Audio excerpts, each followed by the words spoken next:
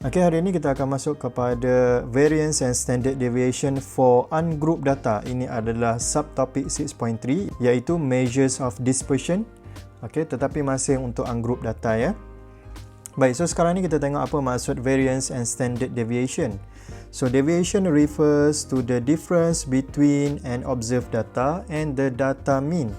It tells how closely the values of a data set are clustered around the mean. A larger coefficient of variation means that the data is more dispersed and less consistent. Baik, saya akan buat satu analogi untuk terangkan tentang variance dan standard deviation ni. Kamu pernah tengok sebenarnya ni, ini adalah pada subjek fizik pada tingkatan 4 kalau tak salah saya lah. Baik, katakan saya main panahan, okey. Kemudian saya akan shoot saya punya arrow. Okey, ini adalah target di tengah-tengah. Okey, untuk data yang pertama ni, okey, saya shoot, saya dapat dekat sini. Okey, kemudian yang kedua dapat sini, ketiga dapat sini, keempat dapat sini, kelima dapat sini. Okey, untuk shoot second round, okey, saya shoot kemudian dapat sini, kemudian dapat ujung ni, kemudian dapat sini, kemudian dapat sini, kemudian dapat sini. Okey, 5 arrow. So, saya akan cakap data saya yang pertama ni adalah less dispersed. Okey, less dispersed maksudnya panahan saya tu lagi konsisten. Okey, dia punya konsisten tu lagi bagus. Tetapi untuk data yang kedua, okey, dia disperse more ataupun more dispersed, kemudian dia adalah less consistent. So kalau saya kira saya punya standard deviation ni, mungkin nilai di sini adalah 0.05 contohnya. Okey, mungkin nilai di sini adalah 2.32. So daripada nilai standard deviation ni, saya boleh tahulah yang ini lagi konsisten. Okey, maksudnya data tu lagi dekat-dekat dia punya kedudukan tu. Okey, kemudian yang ini, okey, dia punya variance tu lagi tinggi. Okey, dia punya deviation tu lagi besar. Okey, itulah analogi yang saya boleh bagi tahu kamu berkenaan dengan standard deviation dan variance. Kemudian rumus dia, okey, variance adalah sama dengan summation of x square tolak dengan summation of x baru square. Okey, yang ini bahagi dengan n. Kemudian semua sekali ni bahagi dengan n minus 1. Kemudian nak cari standard deviation senang saja, kamu hanya perlu squarekan sahaja jawapan di sini. So sekarang ni kita akan pergi kepada example 10. Okay, example 10, find the mean, variance and standard deviation for the data below. So, yang pertama kita akan cari mean. Okay, mean kamu dah tahu, dia punya rumus adalah summation of x over n. So, summation of x kalau kita tambah-tambah, kita akan dapat jawapan dia adalah sama dengan 51. Bahagi dengan bilangan data iaitu 7. So, kita akan dapatlah jawapan dia adalah sama dengan 7.29. Kemudian nak cari kita punya standard deviation. So standard deviation rumus dia adalah x square. Ini adalah summation of x square minus summation of x baru square bahagi dengan n bahagi dengan n minus 1. So di sini kita kena cari dua benda dahulu. Yang pertama adalah summation of x square, yang kedua adalah summation of x. So saya akan buat macam ni. Okay, saya ada x dan saya ada x square. Kemudian saya akan masukkan nilai ni 2, 7, 10, 9, 2, 5, 16. Kemudian saya akan squarekan setiap nilai x ni. So saya akan dapat 4, 49, 181, 4, 25 dan juga 256. Kemudian saya akan dapat nilai summation of x ini adalah sama dengan 51 dan summation of x square ini adalah sama dengan 519. Okey, dah selesai, dah dapat dua nilai ni, kita akan masukkan dalam kita punya rumus untuk variance. So x square adalah sama dengan summation of x square adalah 519 minus summation of x adalah 51. Kemudian ini squarekan dia. Kemudian bahagi dengan bilangan data iaitu n sama dengan 7. Kemudian bahagi semua sekali ni dengan n minus 1. So ini akan jadi 6. So kamu tekan kalkulator, kamu akan dapat jawapan dia adalah sama dengan 24.57. So ini adalah variance. So standard deviation adalah sama dengan square root of x square ataupun square root of 24.57. So kamu akan dapat jawapan dia adalah sama dengan 4.96. Selesai. Okay, kita dah jumpa kita punya mean, kita dah jumpa kita punya variance dan kita dah jumpa kita punya standard deviation.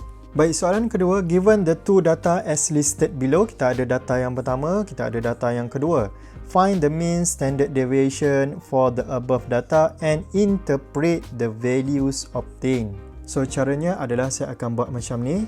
Ini adalah untuk data yang pertama. Okey, ini adalah untuk data yang kedua. So, apa yang saya akan buat adalah saya akan cari dulu saya punya x square. Okey. Kemudian yang ini pun sama, saya akan cari dulu saya punya x square.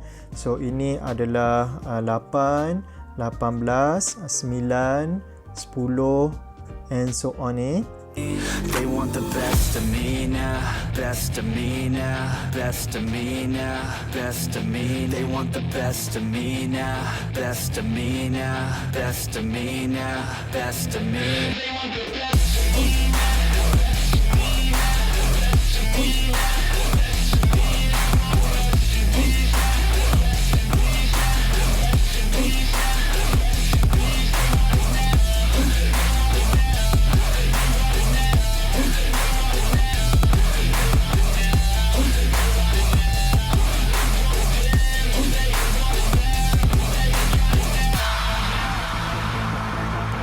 Swear to God, man, I'ma make it soon. Silence all the haters as they see us making moves. I do what I want, so I got nothing to prove. Staying motivated, teaching others what to do. I'm staying focused, my mind is open. Baik, so soalan pertama adalah dia minta kita cari mean. Okey, so kita akan cari mean. Mean untuk data yang pertama ni adalah summation of x over n. So ini adalah 143 bahagi dengan bilangan data iaitu 11. So kita akan dapat mean dia adalah sama dengan 13.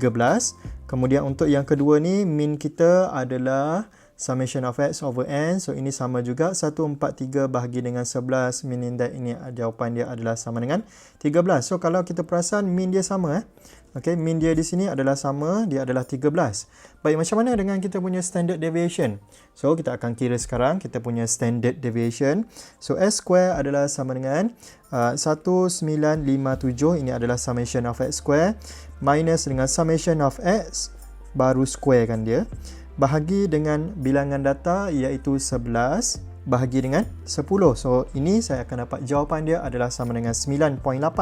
So S saya adalah sama dengan square root of 9.8. So ini adalah sama dengan 3.13. Baik, untuk data yang kedua, S square adalah sama dengan 2307 tolak dengan 143 square bahagi dengan 11 bahagi dengan 10. So di sini saya akan dapat jawapan dia adalah sama dengan 44.8. So di sini variance dia sangat besar. Kemudian kita punya standard deviation adalah sama dengan berapa ni? Ini adalah sama dengan 6.69.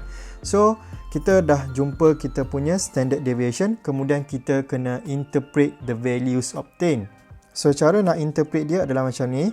Both data 1 and 2 have the same mean. Okay, have the same mean, but apa tetapi dia?